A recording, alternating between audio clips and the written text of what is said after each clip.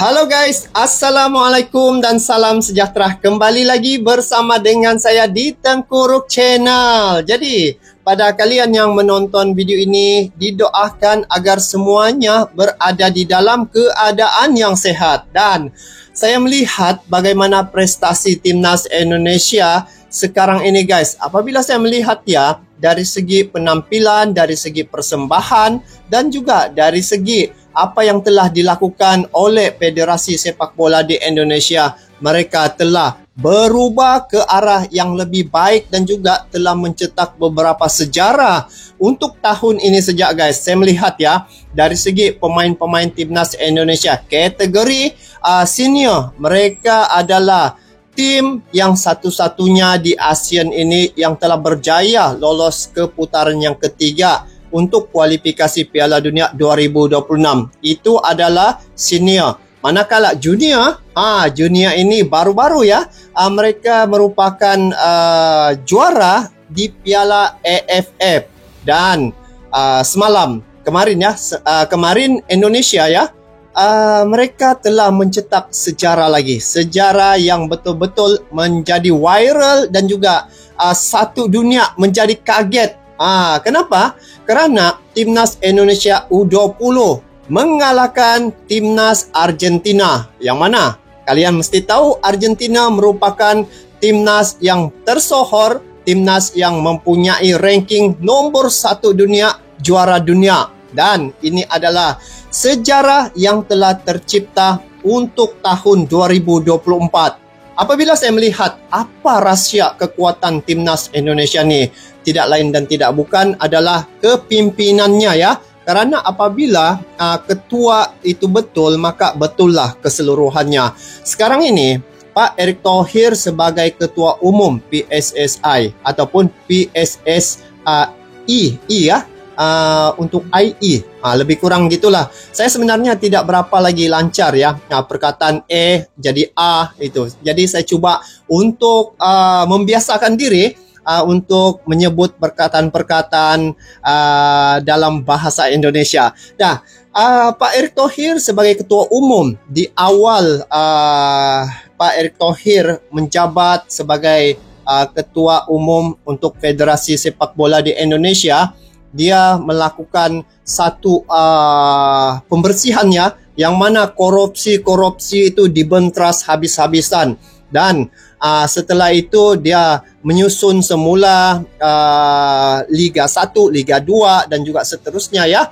Dan apa yang terhasil hari ini adalah rentetan daripada usaha beliau untuk mengangkat sepak bola di Indonesia. Dan saya melihat juga perkembangan terhadap pemain-pemain Timnas Indonesia ya. Seperti Marcelino, dia adalah pemain yang menjadi satu kebanggaan juga ya untuk Timnas Indonesia karena dia adalah pemain di Liga Inggris. Itu Marcelino. Dan yang terbaru yaitu Jay Eges. Antara pemain Timnas Indonesia yang telah mencetak sejarah juga, yang mana dia bermain di Serie A. Betul kan? Serie A.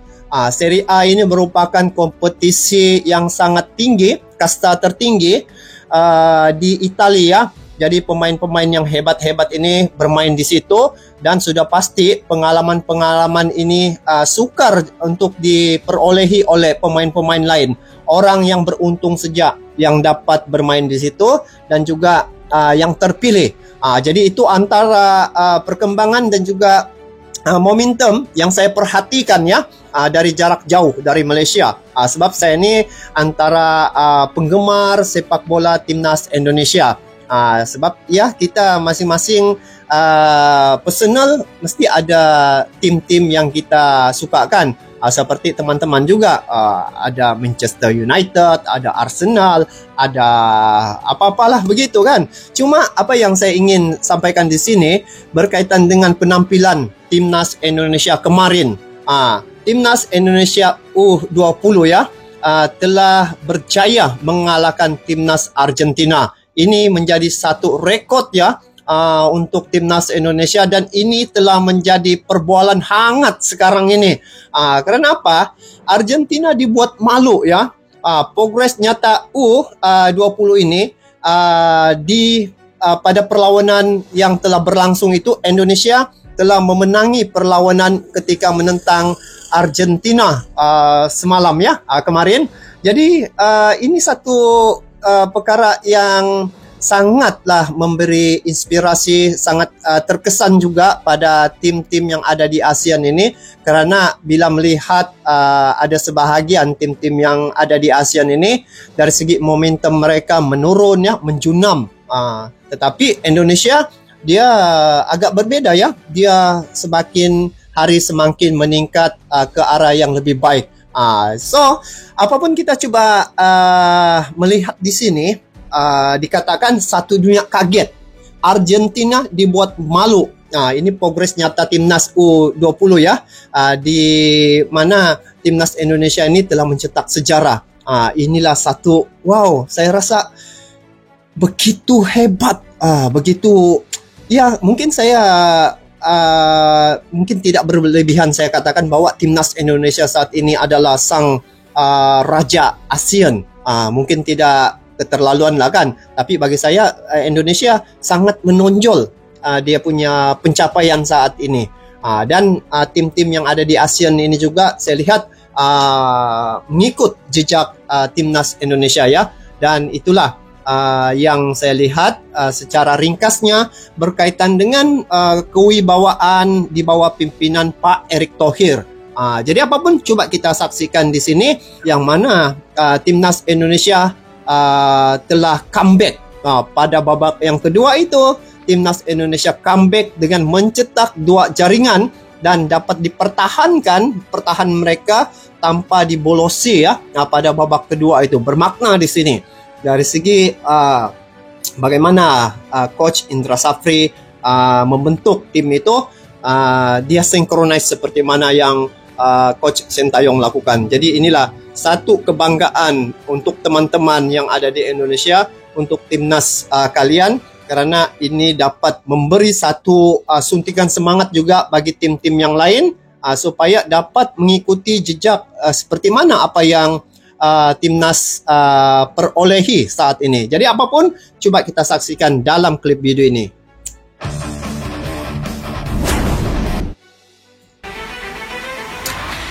Baiklah, di sini dikatakan satu dunia kaget, Argentina dibuat malu Indonesia. Juara dunia guys, juara dunia itu Argentina. Tapi bisa dikalahkan oleh Indonesia yang mana ranking mereka 133 ya, kalau tidak ada perubahan. Timnas Indonesia U19 benar-benar menunjukkan progres positif. Yap, setelah sempat dicaci maki gara-gara ancur di Toulon Cup, namun seiring berjalannya waktu, tim ini menunjukkan perkembangan yang luar biasa, di mana setelah menjadi juara Piala AFF, pasukan Indra Syafri langsung bertolak ke Korea Selatan untuk melakoni turnamen Seoul Earthon Cup 2024 sebagai bentuk persiapan menjelang kualifikasi Piala Asia U20. Tentu saja di turnamen ini Indonesia ditunggu tim-tim kuat macam Argentina, Korea Selatan, dan sang musuh bebuyutan Thailand. Nah, di laga perdana nggak ada yang nyangka kalau Indonesia bakal bisa menunjukkan permainan luar biasa saat bersua Argentina, yang mana Garuda Muda sukses mengalahkan tim Tenggo dengan skor 2-1, sesuatu yang pada akhirnya membuat gempar banyak pihak. Sebab nggak ada yang nyangka kalau Indonesia bisa main seberani itu melawan tim besar serta mampu meraih kemenangan dengan permainan yang meyakinkan. Itu guys. Ada beberapa perkara sebelum saya lanjut ya. Ketika awal Pak Erick Thohir menjabat sebagai ketua umum, di situ dia telah mengundang Argentina.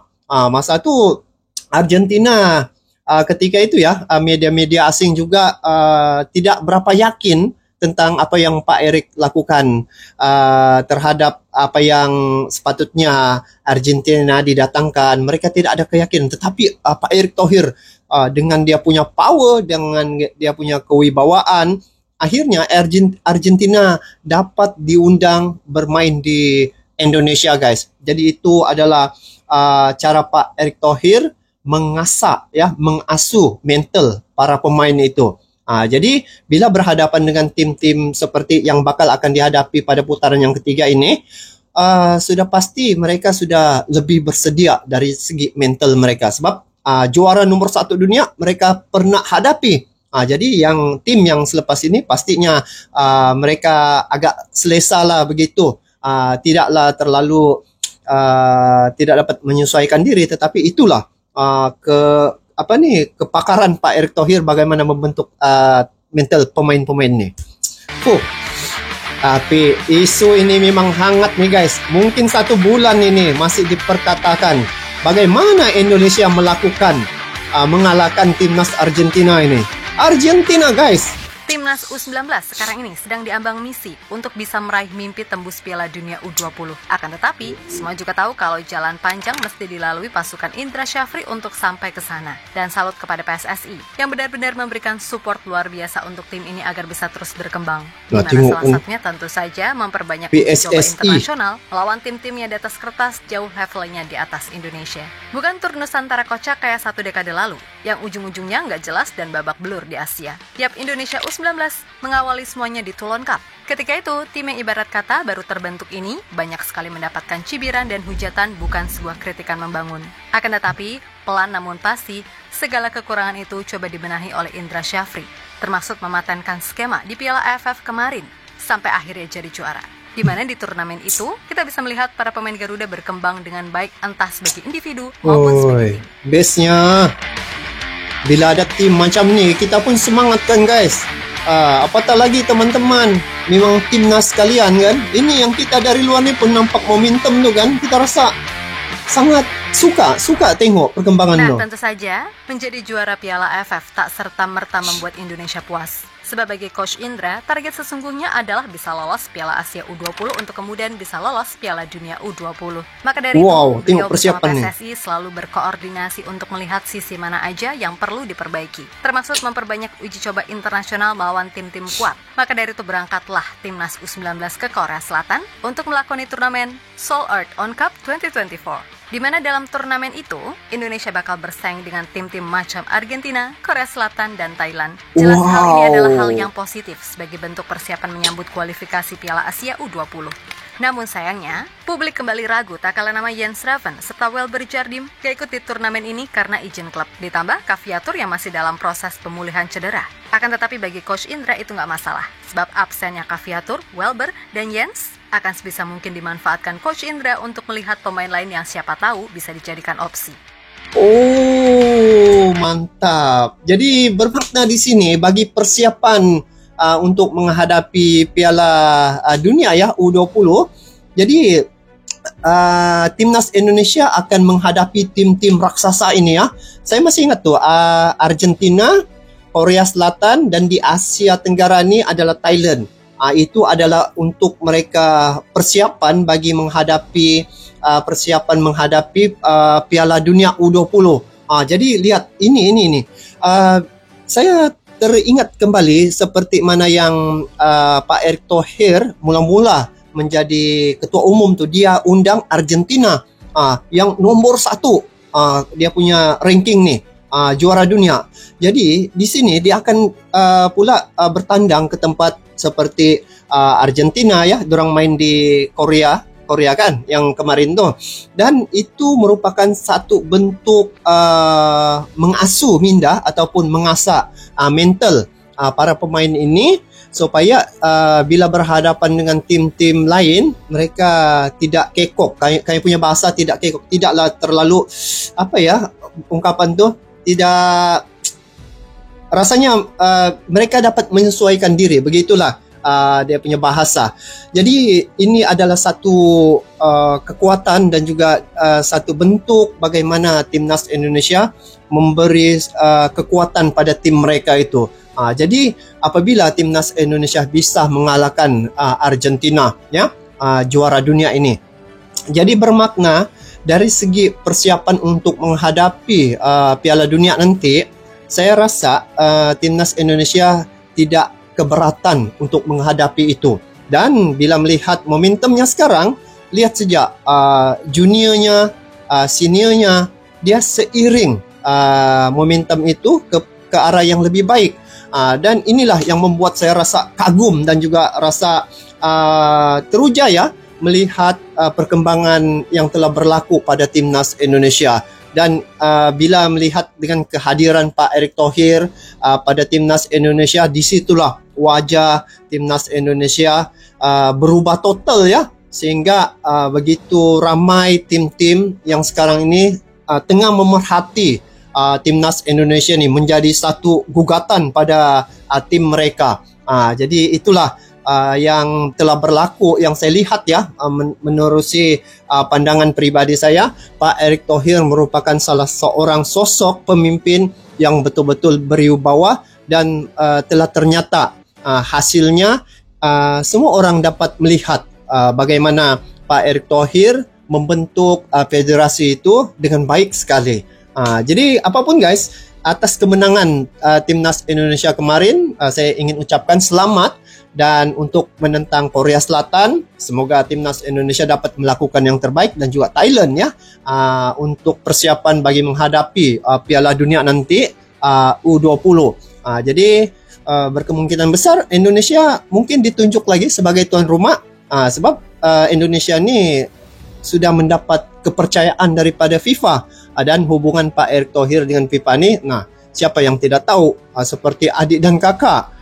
Jadi apapun, semoga perkara ini dapat memberi inspirasi dan juga dapat menaikkan motivasi ya pemain-pemain untuk berjuang, dan juga dapat melakukan yang lebih baik lagi. Dan apa yang telah dilakukan oleh Indonesia ni, semoga tim-tim yang ada di Asia Tenggara, ASEAN ini juga dapat mencontohi apa-apa perkara yang demi kebaikan yang telah dilakukan oleh Indonesia.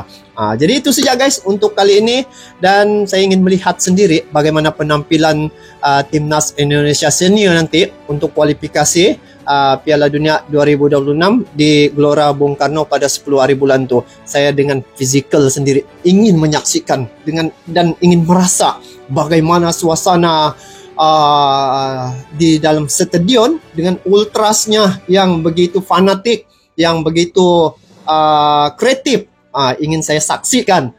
Jadi itulah yang saya lihat ya tentang perkembangan sepak bola di Indonesia. So kita bertemu lagi guys di video akan datang. Sampai jumpa lagi. Assalamualaikum warahmatullahi wabarakatuh.